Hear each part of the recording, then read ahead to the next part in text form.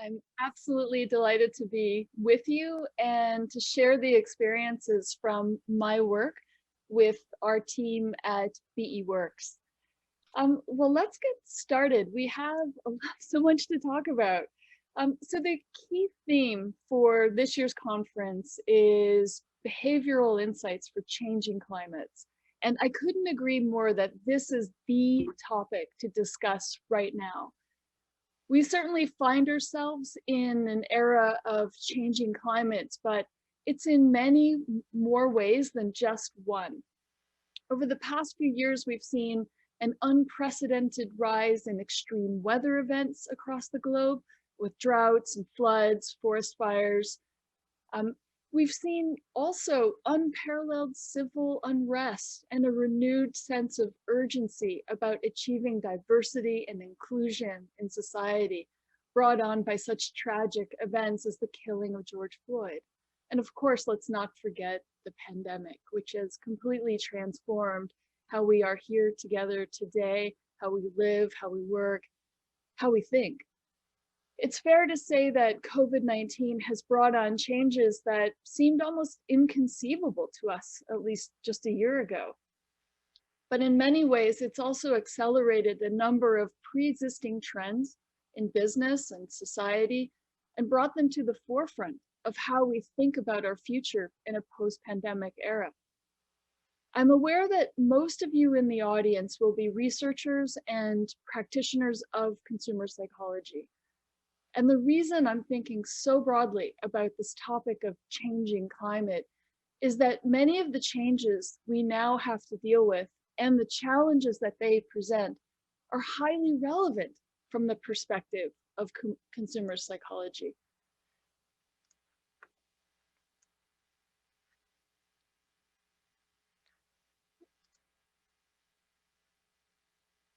There we go, thank you. So one of the relevant examples that we've seen is in the digital transition of customer experience. This trend predates the pandemic by several years, but it's really taken off in light of COVID-19. And whether they like it or not, most consumers in the developed world have had to shift their purchasing and service behaviors to the digital realm. And this has come with a whole new set of psychological challenges that marketers and consumer psychology practitioners haven't had to think about as much as they are now. Over the past few years, my team at BE Works has worked with a number of clients trying to figure out why their digital products are not performing nearly as well as one might expect. Many of these services are designed in such a way that it's explicitly geared towards improving consumer welfare and outcomes, and yet uptake is surprisingly low. One of our clients, for instance, is a large North American bank that rolled out a digital fraud system for its customers, providing them alerts that were aimed at helping them rapidly identify and potentially resolve cases of fraud involving their accounts. But despite this, the uptake rate was only 2%.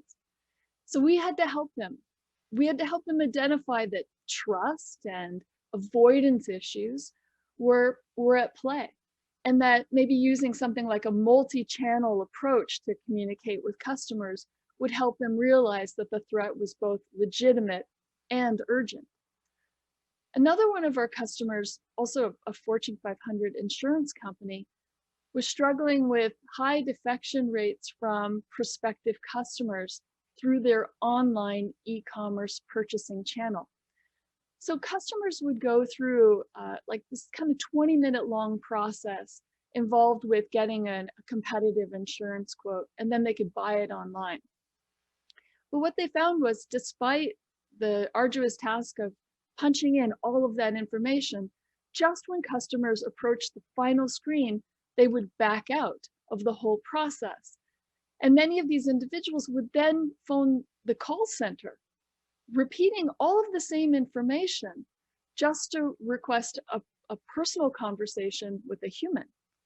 Something in the digital experience was clearly lacking, especially affirmed by the fact that they would call the call center to get more information and resume the transaction. And what we found was that many of the psychological barriers are at play when it comes to customers embracing digital services. For instance, we find that customers might be vulnerable to false uniqueness effect, which has us all believe that our own risk behaviors are different from and maybe better than others. And so when services go digital and remove that opportunity to seemingly convey our uniqueness to other human beings versus a computer, it seems that consumers struggle to see that, for instance, their own insurance needs are similar to most people, and a computer can in fact easily adjudicate that. We also have found that each digital channel of communication, be it through texting or an interactive web experience, has its own shortcomings in terms of low consumer trust. And it's only when we really take a scientific lens at the psychological mechanisms at play that we can start to answer these questions. How do we get consumers and people in general to adopt behaviors or services that are good for them? And how do we do this especially at a time when change is happening so fast and these new behaviors and these new barriers are erected within a matter of months? So the examples that I've given so far are certainly interesting, but now is the time for a more aspirational agenda. We're only scratching the surface of what we can achieve using behavioral science in this exciting era of change. It's time to think about the bigger picture and the role that we as scientific thinkers and practitioners can play in that picture. The truth is that people aren't just shifting their consumption patterns into the digital realm. Entire companies are rethinking what consumption means altogether. And they're thinking more broadly about the role in the world driven by a newfound the evolution from shareholder capitalism. Growing societal awareness of global warming has made many of us cognizant of our unsustainable consumption patterns and wealth inequality and employment disparities, in part driven by technologies such as AI. These have made us more cognizant of growing and potential societal unrest. So whereas the past few decades have had consumer psychologists and marketing researchers racing to understand what environmental cues or value propositions might enhance metrics like purchasing decisions, we're now getting to the point where those same insights will no longer be working in our favor. Historically, companies were measured on a singular benchmark. That's their financial performance. And an entire market economy sustained transparency and trading around that information. We all know there's a big relationship between what you measure and the behavior that you get. And we've seen unfortunate short-termism and insular behaviors led by companies as a function of how they're measured. But now investors and companies are moving away from that singular focus on financial metrics. They are starting to consider a broader spectrum of environmental, community, consumer, and employee well-being measures to be factored into a broader stakeholder capitalism. How are we going to leverage and deal with this monumental change in mindset that's hopefully coming our way as we speak?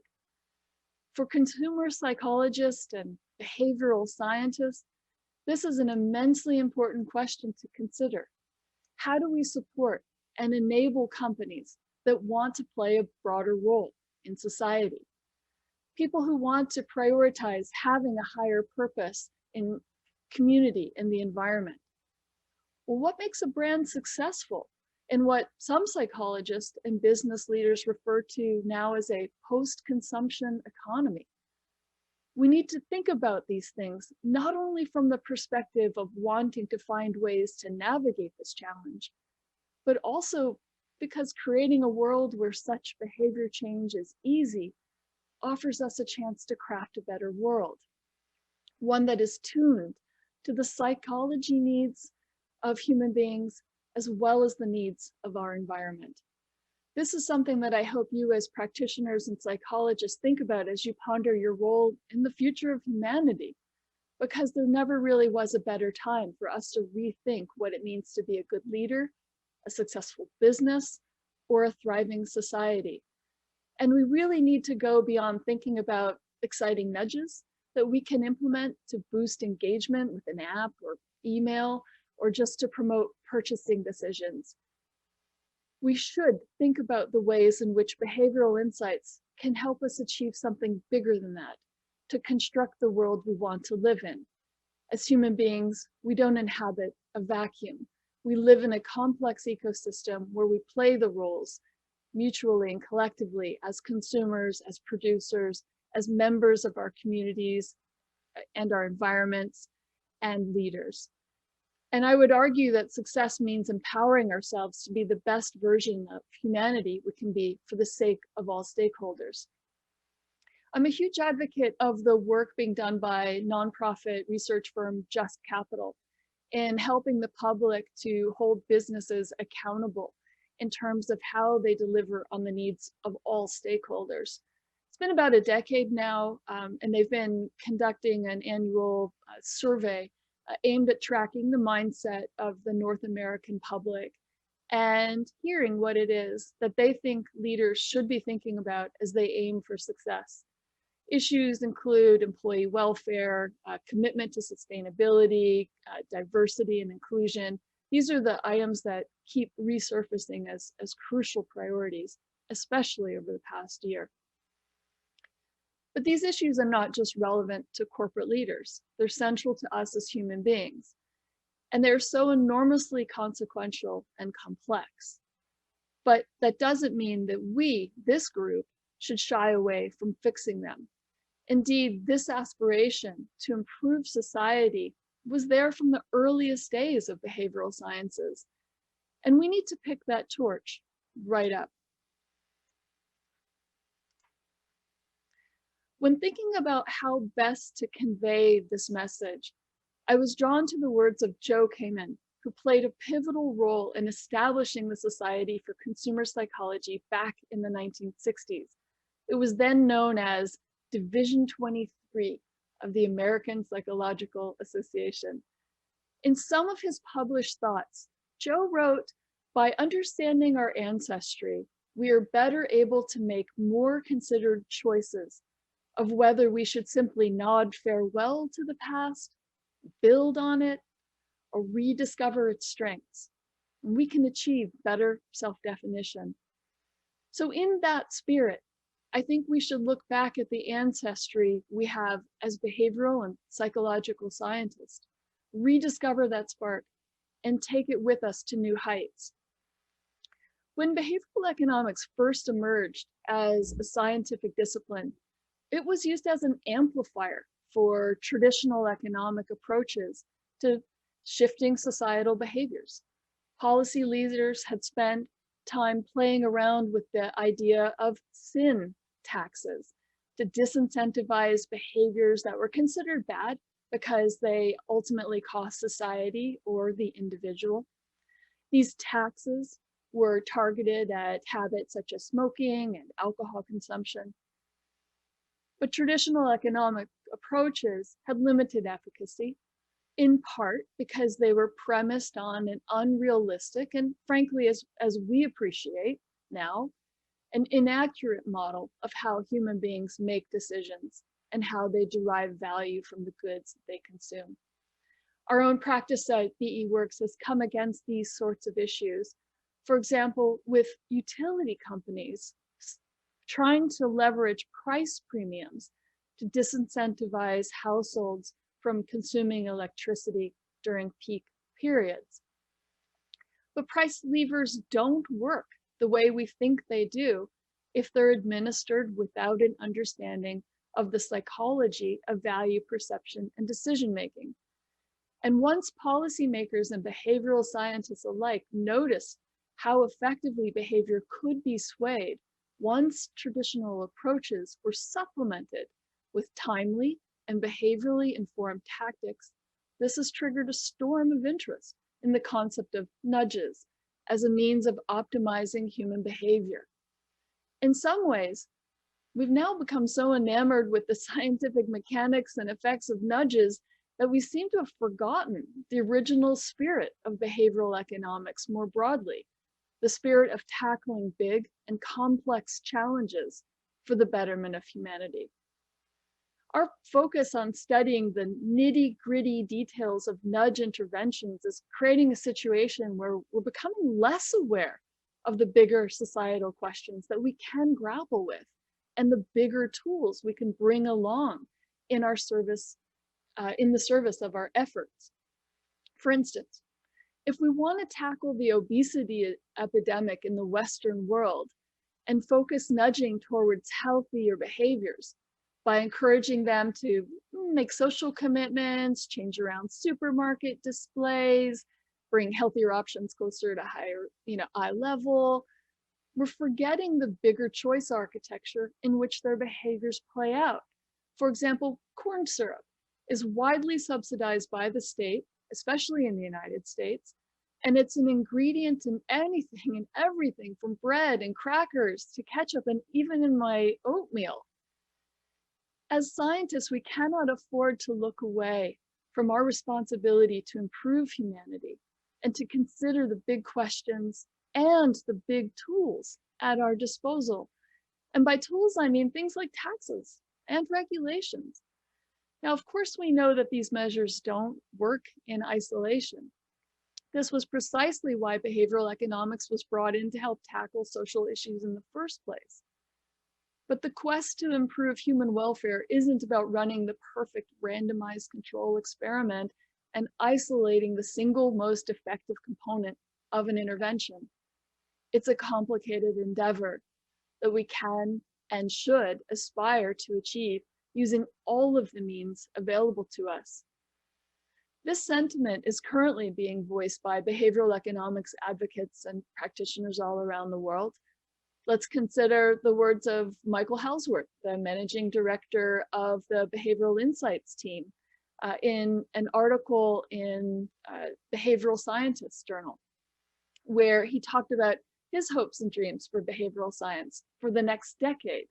And he said, "We have a tremendous opportunity to apply behavioral science to achieve impact at scale, rather than continuing to generate more experiments simply because we've made experiments our measure of success." As a behavioral science practitioner running a team that's worked with hundreds of policy and business leaders over the year, I completely agree with his sentiment.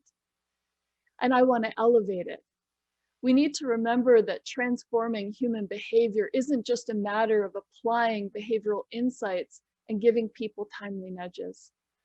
Isolated nudges and interventions can, of course, help, but they're just one component of an enormous choice architecture that guides us all. So let's think beyond lab work, experiments, academic publications, and consider the enormous power we have to make the world a better place. How many of us have concluded a publication with words hinting at the potential future applications and implications of our findings for broader human welfare? Words to the effect of, and I quote, "The mechanisms identified by our study have potential implications for the prevention of obesity, which merit further exploration." Or this one, "This discovery has direct relevance for how lower income individuals plan and approach their savings." Well, wouldn't it be wonderful to start being those people who make that better future start happening today? This aspirational perspective on the role that behavioral science and psychology can play outside the academic setting resonates so strongly with the historical roots of the Society for Consumer Psychology that I think it's worth taking a little trip back in history to appreciate this point.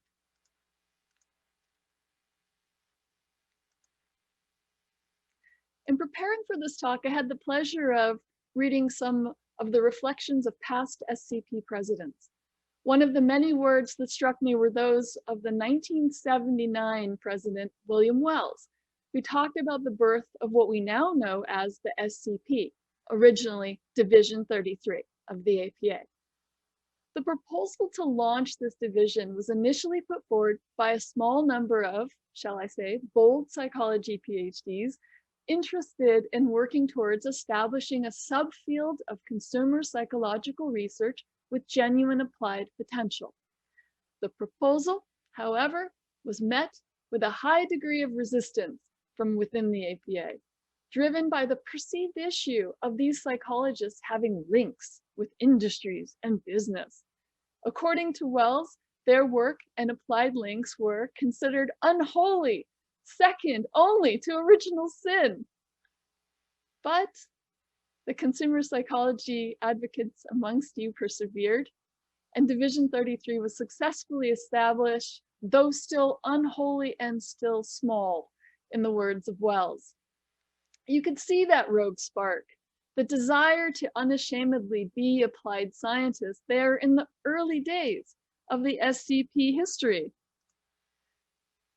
But this difficulty that academics can experience with embracing that potential to be a greater force for applied good seems apparent still in the reflections of future SCP presidents. For instance, in 1988, Joe Sagert writes about how the original unwritten rule of electing the society's president from academia one year and then from the applied sphere on alternate years was abandoned about the time that he was elected in favor of exclusively academics. So Joel, imagine the glee of those who found this step towards more insulated academic research to be intellectually superior.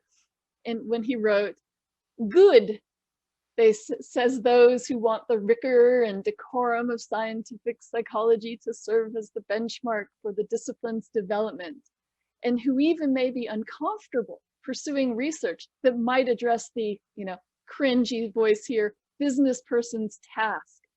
However, it seems ironic to me that the energy of the SCP's original directions has faded away. It would be interesting to see if the division couldn't pursue more purposefully the intersection between the academic and practical worlds, in addition to pursuit of scholarly publication. And so it did. The Journal of Consumer Psychology was established in the early 1990s and has embodied this fusion between rigorous scientific thinking and real-world applications. Just looking at the most recent issue of the journal, you've published research on how food marketing affects obese individuals after bariatric surgery, how different norms can motivate organ donation registration, real-world issues. This intersection of academic and practical science is precisely what the SCP, or what we should call the original Division 23, was hoping to achieve from its inception. But now I think it's time for us to be even bolder, to take that next step and go even further beyond what we are currently doing, to start truly tackling these complex global issues together as teams of researchers and practitioners. The reason I'm urging all of us to start thinking bigger is that these higher level aspirations are entirely within our reach. My own team at BE Works has partnered with many industry leaders and policymakers to deal with types of larger issues I'm talking about. The corporate world is waking up to the importance of issues like sustainability and diversity and inclusion, social responsibility. And they're looking for experts to inform their strategies. And we behavioral scientists and psychologists couldn't be better positioned to lead the way. I'll give you an example of something we've been proudly working on and will be announced more broadly soon. Last year, we started our partnership with a subsidiary of Unilever to bring a behavioral insights lens to the company's massive commitment to the UN Sustainable Development Goals initiative. As a hugely influential food producer, one of the ways that Unilever chose to play its part was by combating household food waste, a task with enormous implications, since researchers currently estimate that about 30% of all food that's produced for human consumption goes to waste. And so their goal was to tackle the issue as effectively as possible. And they turned to science to make sure that the interventions that we roll out would be drawn from theory and would be measured as effective. Behavioral economics and psychology are, of course, highly relevant to this issue. You don't need me to tell you that so many of the challenges we face in becoming more sustainable are a matter of changing human behavior. So we approach this mandate by using our proprietary BEworks method, which treats the process of generating a solution to a problem as a multi-stage process consisting of behavioral diagnostics, measure generation, hypothesis creation, ideation, and experimentation.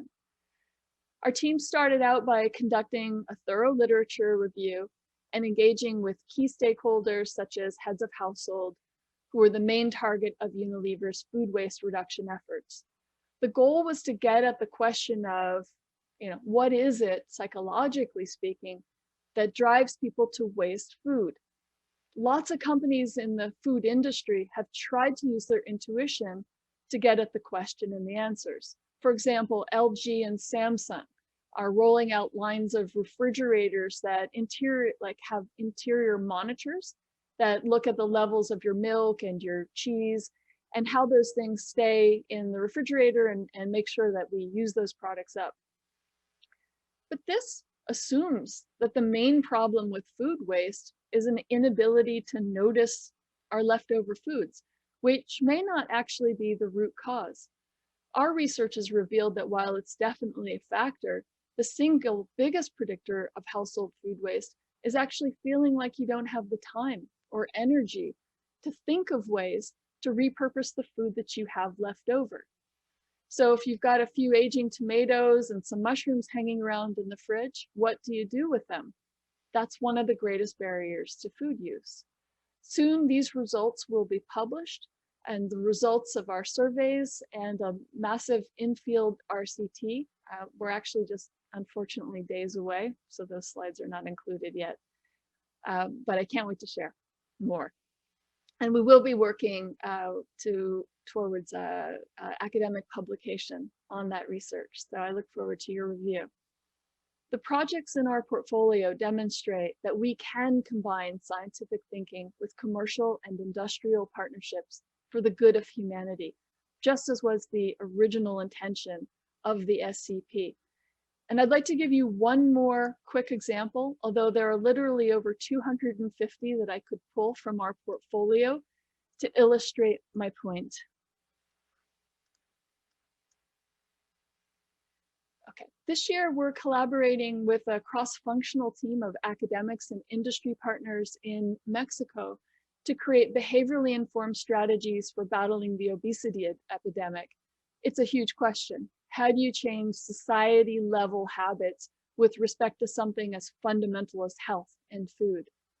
Our work has involved digging into the academic literature about psychological processes like reinforcement learning and thinking about how these insights can be applied to this huge and complex issue. It's also involved thinking more broadly about the policies in place right now in Mexico, the wider incentive and disincentive structure, taxes, bans on certain items, and then us asking what kind of psychological effects these factors have on choice. We're past thinking about behavior change as a matter of just finding the right nudge. It's really about considering the impact of everything in the choice architecture and trying to craft a world that is more conducive to overall well-being and health. We're currently running field tests about using the interventions that we've designed, and I couldn't be more excited about the impact we hope we're going to have on potentially millions of people. This is the sort of excitement I want to instill in the wider community of psychologists, behavioral scientists, and economists. that appreciation of the power that we all have to apply our scientific thinking and expertise towards real societal problems and to play an active role in shaping the world we want to live in. Let's make sure our science doesn't stay within the pages of academic journals, but comes alive in the real world. This is beautifully exemplified in the words of former APA President George Miller in his 1969 address to the association. Psychology is the means of promoting human welfare. Let's not forget that. And let's also appreciate the fact that the world's top leaders are increasingly opening their minds to the importance of collaborating with scientists like ourselves.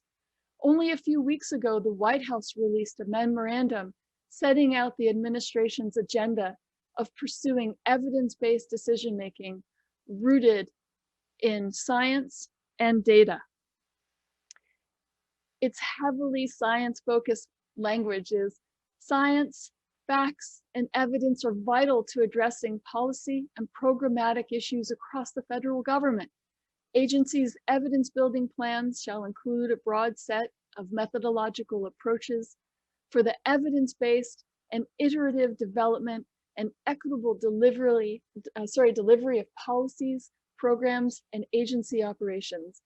Relevant approaches might include the use of pilot projects, randomized controlled trials, quantitative survey research, qualitative analysis, statistical analysis, and ethnography, and any other approaches that may be informed by the social and behavioral sciences. The new administration is extending an open invitation for behavioral and psychological scientists to engage with these enormous issues and challenges that are shaping our world. So now the task is up to us. We need to ask, do we want to use our science to fill the pages of journals and maybe use behavioral insights to just sell more things? Or do we want to make humanity better off and tackle the huge questions to make the world a better place? Thank you very much. I'd like to thank my team at BE Works. I have the pleasure of working with an incredible group of people. And an absolute wonderful shout out to Sophia Deladnev, one of our most recent hires, who has been on the journey with me of stretching and pushing our voice around aspiration. And I'm incredibly proud of my team. And I'd like to just pause and let you see some of their faces and names.